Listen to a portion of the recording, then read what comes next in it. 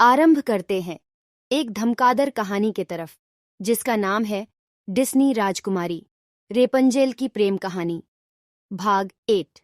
बहुत समय पहले की बात है। यूरोप महाद्वीप के जर्मनी देश में एक पति और पत्नी रहा करते थे। दोनों का एक दूसरे के सिवा और कोई नहीं था। विवाह के कई वर्षों उपरांत भी उनकी कोई संतान नहीं हुई। समय इसी प्रकार से गुजर रहा था कि अचानक एक दिन स्त्री को अपनी कोख में संतान की अनुभूति हुई और गर्भावस्था के दौरान उसको कुछ इस प्रकार महसूस हुआ कि उसको रेपंजेल नामक शाक खानी चाहिए। आसपास वह शाक कहीं भी उपलब्ध नहीं थी। पति पत्नी एक जादूगरनी के बगीचे के समीप ही रहते थे। पत्नी के मन की बात जब पति ने सुनी तो पति ने उससे वादा किया कि वह उसके लिए रेपंजेल नाम की वह शाक साथ लेकर आएगा। बगीचे में चोरी से घुसकर उसने वह शाक अपनी पत्नी के लिए तोड़ी और यह क्रम कई दिनों तक चलता रहा। रेपंजेल, अपने बाल गिराओ ताकि मैं तुम्हारे सुनहरे बालों पर चढ़कर ऊपर आ सकूं। समय इसी तरह से गुजरता गया और एक दिन किसी राज्य का राजकुमार घूमते घूमते उसी क्षेत्र में आ गया जहां पर रेपंजेल उस मीनार में रहती थी। रेपंजेल की आवाज में अद्वितीय मिठास थी। जब वह गाती थी तो जैसे समय ठहर जाता था।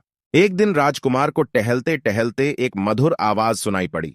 वह आवाज कहां से आ रही है यह जानने के लिए जब राजकुमार मीनार के पास गया तो उसे दिखाई पड़ा कि एक ऊंची मीनार के ऊपर कमरे में एक सुंदर रूपवती स्त्री रहती है। उसकी इस मीठी आवाज को सुनकर राजकुमार उसकी तरफ अत्यंत आकर्षित हुआ और वह अपनी उत्सुकता पर काबू नहीं रख सका। उसने मन में ठान ली कि वह इस बंद मीनार में रहने वाली स्त्री, जिसकी आवाज इतनी मधुर है, के विषय में जान के ही रहेगा। एक दिन जब दिन के समय जादूगरनी रेपंजेल से मिलने के लिए आई तो उसने जादूगरनी को वह शब्द कहते और बालों के जरिए ऊपर चढ़ते हुए देख लिया। राजकुमार ने इसी प्रकार जब रात के समय रेपंजेल को पुकारा तो उसने उसे आने के लिए मीनार के सहारे अपने बालों को लटका दिया। राजकुमार ऊपर जाकर रेपंजेल से मिला।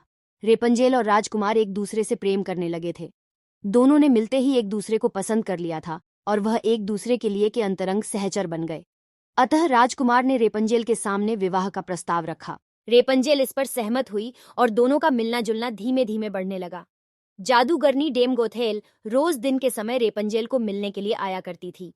राजकुमार और रेपंजेल ने मिलकर एक योजना बनाई कि राजकुमार द्वारा दिए गए रेशम से रेपंजेल एक सीढ़ी बनाएगी जिससे कि वह दोनों उस जगह से भाग सकें। रेपंजेल की मूर्खता के कारण जादूगरनी डेम गोथेल को राजकुमार के रेपंजेल के पास आने और उसके गर्भवती हो जाने का पता चल गया। जादूगरनी डेम गोथेल ने रेपंजेल को मीनार से बाहर निकाल दिया और जंगली जानवरों के बीच से जंगल में विचरने को अकेला छोड़ दिया और वह स्वयं उस मीनार के कमरे में जाकर छुप गई। राजकुमार के चढ़ने के लिए उसने रेपंजेल के बालों को काटकर उन्हें मीनार से बाहर लटका दिया ताकि राजकुमार ऊपर चढ़ सके और उसे कोई शंका न हो।